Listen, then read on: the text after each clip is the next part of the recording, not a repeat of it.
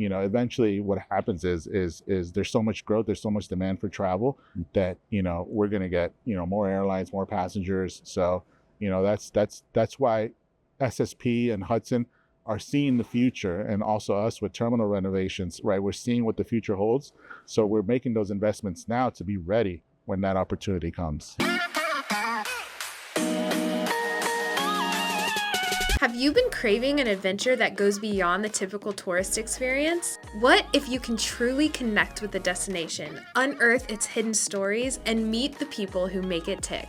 The ONSC podcast offers you exactly that. This isn't just a travel podcast. It's an invitation to connect with a place on a deeper level. I'm Colby Gonsalves. I'm Jessica Pickering. And I'm Karen Applin.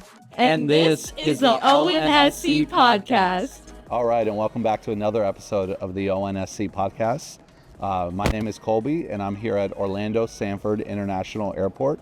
And we're joined today by Raul Veizaga, the marketing manager of the airport. Welcome, Raul. It's a pleasure to have you. Thanks for having me, Colby. So I wanted to start off by asking you, can you give us a brief overview of Orlando Sanford International Airport and tell us what makes it unique? Orlando Sanford International Airport is in the heart of Sanford. We fly over to 70 nonstop destinations in the U.S.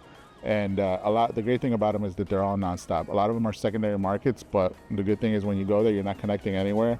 So a lot of people, fly into like cities like Allentown, Knoxville, Nashville, Asheville, which are most popular destinations. In Key West, we have a day trip that's really popular out here. Key West day trip, yeah, it's a great trip. We've actually been on that trip. And 2023, we did 2.9 million passengers. Our capacity is up to 5 to 6 million. So that's 2.9 million passengers that are flying into Central Florida, Seminole County, and really making a big economic impact into the city. So tell me, what's something you really love about this airport? The great thing about this airport is if you've flown through this airport, you know how easy it is to get in and out of here, right? Our slogan is simpler, faster, better, because it really is, right? It's a much faster process to go through here. It's a lot easier, especially for families, right, that are traveling through here.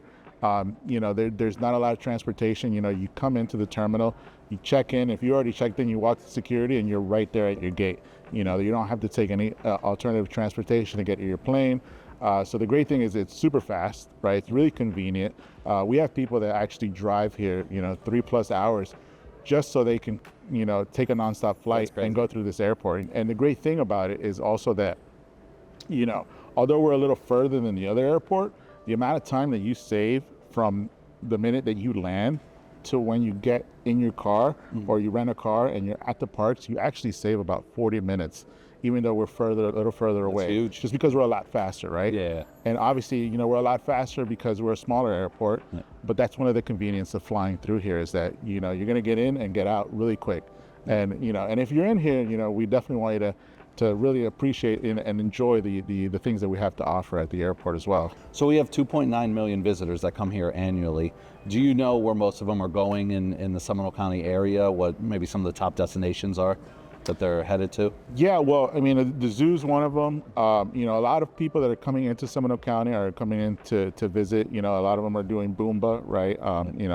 Sports tourism is huge here. So we do get a lot of teams that come in through here, especially baseball. So we do get a lot of those people that are coming into Seminole County. But we know that a lot of people are coming for tourism, right? They want to, visit the nature, visit the parks and all that stuff. So what we do is we offer that. We have a really good partnership with you guys over there at the county. So we definitely love to promote the outdoors, right? And especially when the teams fly in. We know that they're going to be here and drive a lot of economic impact into the city. All right, so you've been here, 3 years now? Yeah, 3 years? 3 years. How have you seen the airport evolve over those 3 years? The airport in the past 3 years is really expanding a lot. As far as the terminal, right? Because in aviation, the airport is more than the terminal.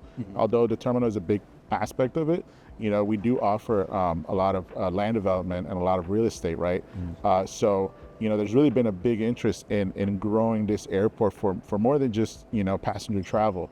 But if you're talking about specifically the terminal, our partners, SSP, which are our amazing partners, SSP America, has invested over $4 million into new dining into the restaurant.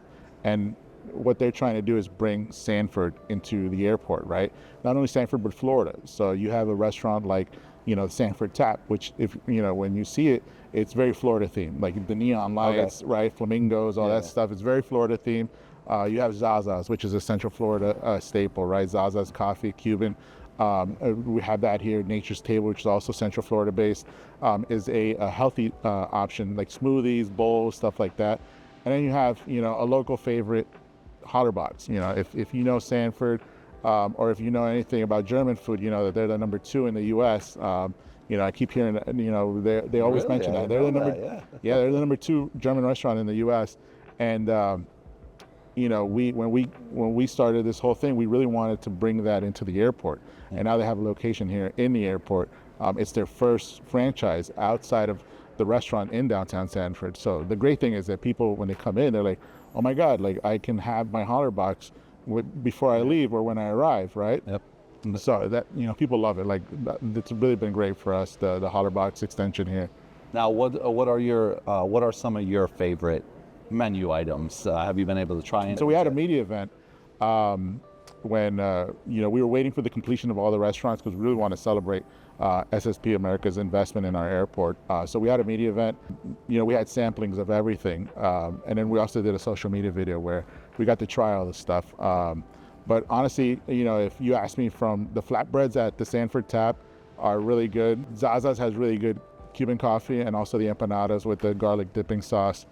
Nature's Table has a kale spinach smoothie, which you would think kale spinach, but it's amazing. It's super good. And then Hollerbox, right? Hollerbox has their traditional favorite menu items like the schnitzel, the brats, and the pretzels.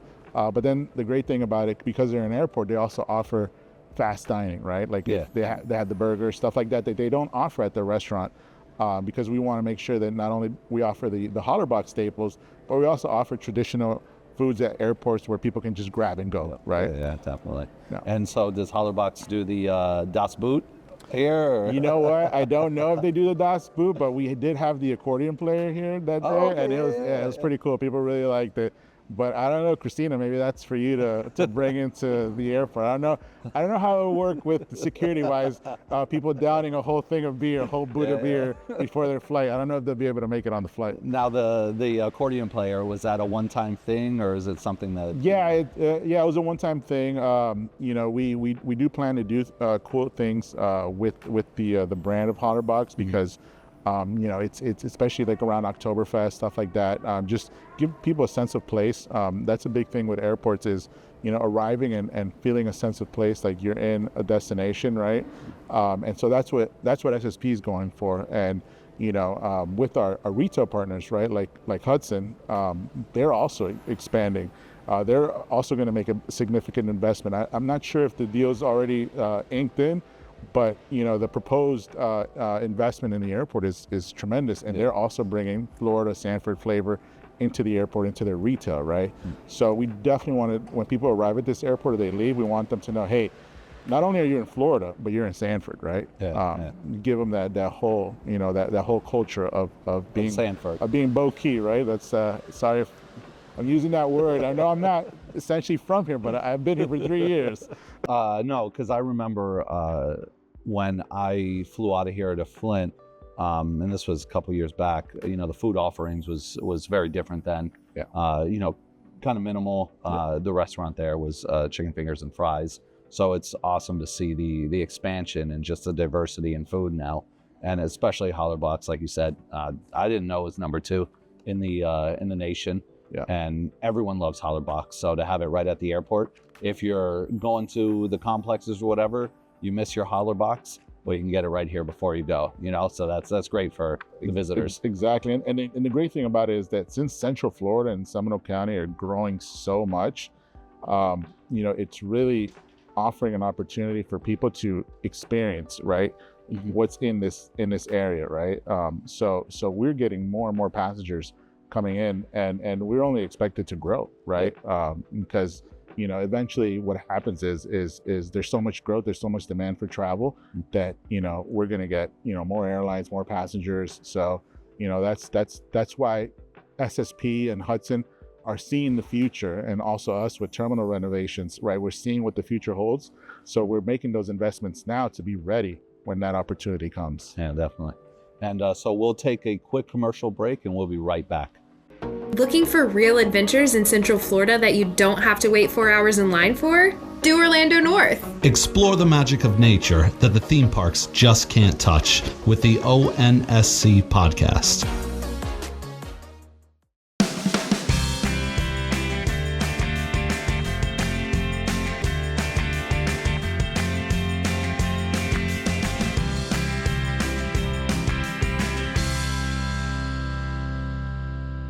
All right, and we're back from that extremely long commercial break. So I just wanted to start off by saying I have my Fly SFB socks on. Oh, nice. I don't know if you can see it on the camera, but maybe we'll get a close-up of it. You know, I had to wear it for today. Yeah. So I wanted to go back to something we did mention, but we didn't elaborate on, which is one of my favorite routes, the Key West one. I know that one has become very popular, and just kind of wanted to talk about it and, you know, provide information to the listeners of, you know, what that flight entails. Yeah, definitely. I mean, and by the way, your socks look great. Airport socks are actually a thing. Okay. You know, most airports have socks. So Didn't know that. yeah, they usually trade them at conferences. It's a big thing. But yeah, no, going back to Key West, and I did give you guys a new pair of socks. Yes, for we the have a new one. pair. So Yeah, we'll we have a to new show pair. that, But going back to your question about Key West, you know, Key West was a destination that, you know, was at 70% load factors, and then we saw that it needed a little bit more promotion, and so we got behind it with social and really brought it up to almost, you know, in the 90s. Last time I checked, right? We really pushed that destination, and the great thing is it's you know, especially with the people down here who love to, you know, explore and like, you know, traveling and all that stuff. You know, we do offer the day trip, right? The Yep. day trip, you know, you go, you know, in the morning, you leave around 8 o'clock in the morning, and you come back around 6 p.m., right? And so it's a fun trip. I mean, we've done it. Yep. Awesome trip. It's a great trip, you know, depending on what you want to do. You want to go down for brunch, you want to go down to the beach. It's literally a 45-minute flight. You get there, it's a 10-minute Uber ride. They offer services where if you rent a bike, they'll drop off a bike at the airport, and then you can go ahead and ride down, you know, that area, Nice. that coast I didn't area. even know that. Yeah. So they're really taking advantage of all the other people that are coming in. And there's also a golf course too. So if you like golf, like I've just taken up golf, and I really want to fly down there and play golf and come back Right at the on the end of water the night. there. Yeah. That's awesome. So, you know, it's a great trip. It's one of our most fun destinations that we have. The cool thing is, you know, when I mean, I don't know if it's cool, but it's definitely something that happens. Usually when you get on the flight attendant, you know, knows that people are there to have a good time, and she'll say, you know, we know you're here to have a good time, but don't have too much of a good time where we can't let you back That's on the the key. plane. Yeah. Right? So if you are going down there and you're gonna have, you know, a few adult beverages, just make sure you don't overdo it, because at the end of the day, you know, if you can't fly, you know, you can't fly. But yeah, it's a great destination. It's super fun. I mean, when we went, we had AI plan our trip. Yep, that's true. We were like, what we can we do? And we went to the restaurant. We did everything with AI, and then it was really cool. You know, we ended up going to the beach, and I think you guys did a tour.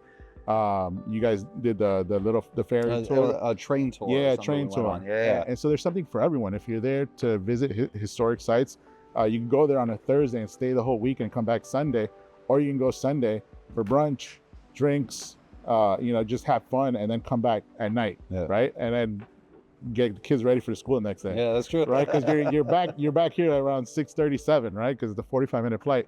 So that's a great thing, and it's a small airport too. So it's like you don't have to get there 2 hours before to catch your flight. You get there an hour before, and you're good. It used to fly on Saturdays, right? Yeah. And now is it on Fridays now? Now it's Thursdays and Sundays. Okay. Yeah. You know, the airlines are the ones who decide, you know, what works best for those destinations. And you know, Allegiant obviously decided that Thursday through Sunday, it gives people more time to spend in Key West, right? It's easier to go for 4 days than for just, you know, 2 or 3 days. Gotcha. That makes sense. Yeah. And just want to say to the listeners, I know it's Key West is very tempting to go down there and have a lot of adult beverages, but you know, make sure keep it to a minimum, because it's true, they will not let you on that flight, and then you'll be stuck there. So you have to drive all the way back, and I think you'd rather have a 45-minute flight than Yeah, an 8-hour drive. Yeah. That drives like 8 hours. Yeah. So I wanted to talk about behind us, the little museum we have here, and ask, what is it that you guys are showcasing here? Yeah, so a little bit of history about the airport. It used to be a naval air base for the Korean War, and before that, this was a naval air base. And so over here we have a little bit of history about the airport, kind of the servicemen and women who participated. We have uniforms over here, and there's a lot of history about this airport. The really cool part is that our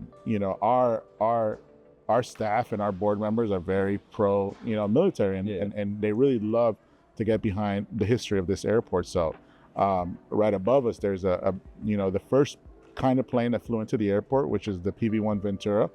And now with that plane, is that one that actually flew, or is it just kind of like a prop plane? So we're not too sure about it. A lot of them have flown through, but I don't think it's the one that has flown through, to be honest with you. But it is the first kind of plane. Yeah. And this model is the one that flew in. And from what I know, it's the largest display of an aircraft at any airport in the world.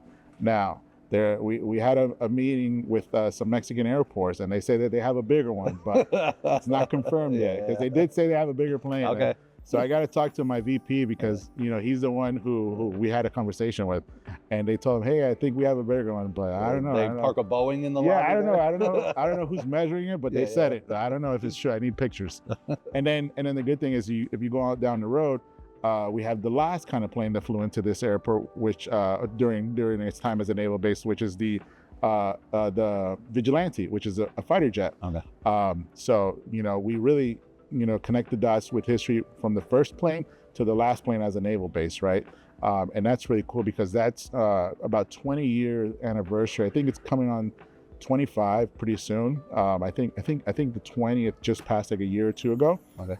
So for the 25th, we're gonna do something cool about that plane. People. The cool thing is people reach out to me all the time saying, hey, I had a family member who was there when it was a naval base, or they flew that plane, or stuff like that. So people really here in Seminole County really connect to the history behind this airport. Yeah, and talking about the military, you do have an event here where you fly in or fly out previous service members. Yeah, it's called the Honor Flight, and it's a larger organization. They do it in a lot of airports, but we have a really strong partnership with the villages and their Honor Flight. And so what it does is it's really honoring service members who were from previous wars. We've had people from World War II, Korean War, Vietnam, all the wars you can think of. And what it does is it gives them a tour of the DC monuments, right? So they come in early in the morning, like at 4 in the morning.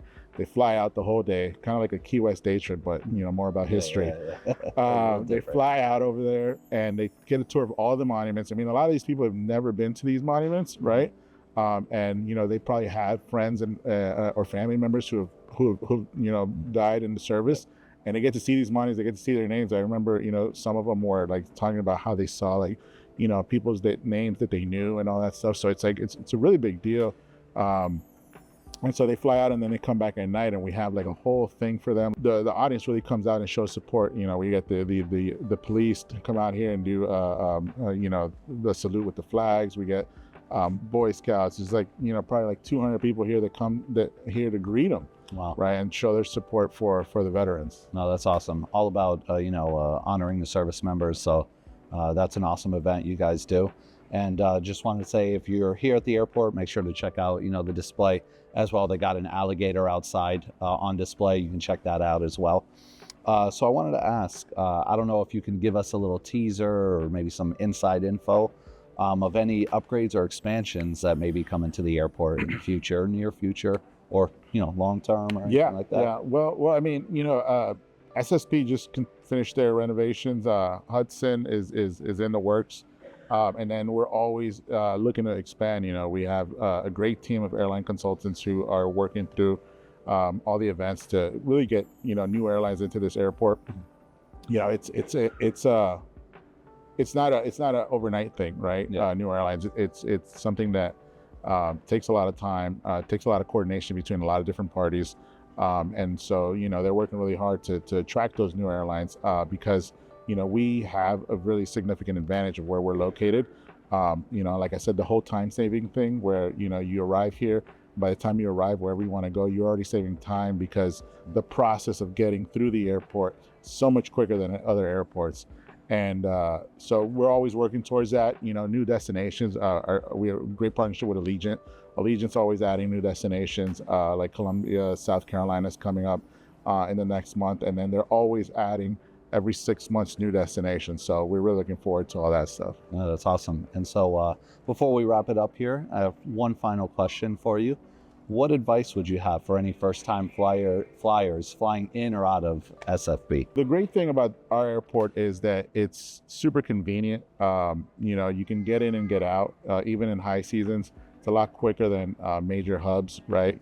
But that being said, a lot of people that do travel with us a lot, like to cut it close, and we always tell them, arrive 2 hours before, enjoy the concessions. I'd rather you be here waiting than missing your flight, right? Because you can't hop on another plane. Yeah. If you miss your flight, you have to be here. So I would say, just be here on time, be here early. If you could check in online, even better, right?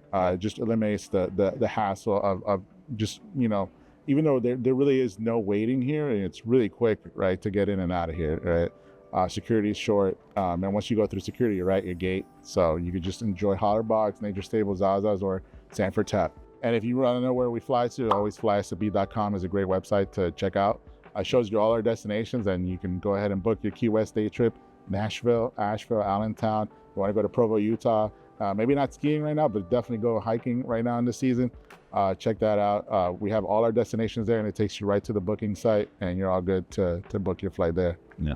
So essentially, listeners, stick to the golden rule: 2 hours for domestic flights and 3 hours for international flights. Yep. Hey, Raul, it's been a pleasure. Thank you so much for joining us. Thank you, Kobe. I really appreciate it. And remember, follow us on Do Orlando North, Instagram, Facebook, YouTube, all that good stuff. If you're looking to learn more about what's going on in Orlando North, Seminole County, make sure you follow us at Do Orlando North. Tag us on social media at Do Orlando North for a chance to be featured on our page.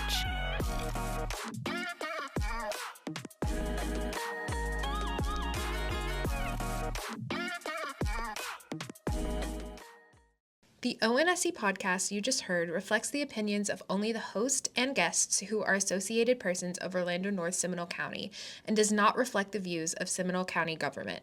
The ONSC podcast is for informational purposes only. For more information on Orlando North Seminole County, follow us on social media at Do Orlando North or visit our website at www.doorlandonorth.com.